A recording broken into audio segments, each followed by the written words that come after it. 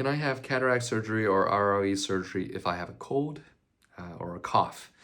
And the answer is yes, you can.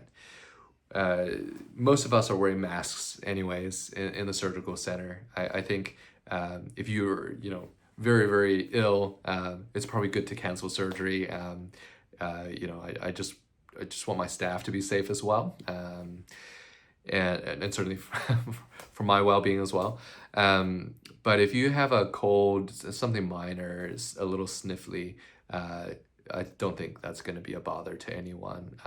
We're usually wearing masks and sterilizing our hands all the time. And we're used to we're doctors, so we're exposed to a lot more than most folks are. So we have pretty strong immune systems. Now for the coughing part, I think the question that patients often have and leaves unsaid is, what if I cough during the surgery? And that's actually never been an issue. I've certainly had patients cough very vigorously during surgery. I think our reaction speed is generally faster than the patient's cough. So if I sense any movement in your face, because my hands are on your brow and on your cheek is where I rest my hand. So if I sense that you're about to move, I typically just, back out of the eye and, ask you if you need a cough.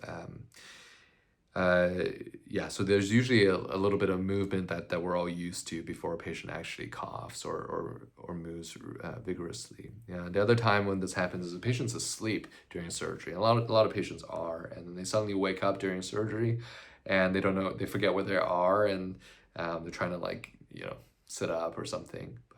At the same time, it's the same situation. I have known 5 to 10 seconds before this patient even moves a major muscle. The face usually gives it away, and then we just back out.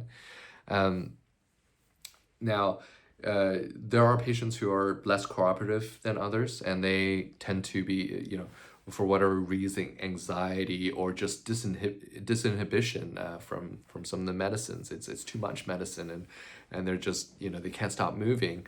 But that doesn't really have any effect on the surgery either, because as you can imagine, I have two instruments, two hands controlling your eye, and my two hands have never actually been overpowered by any one eye. So there's really not a lot that a patient can do, to make the surgery less controlled or less safe. So it's all about the technique. I think most surgeons have two hands, two instruments inside the eye at any given moment, and that's how we make sure that there's really nothing the patient can do that can be a harm to themselves or to do something unexpected.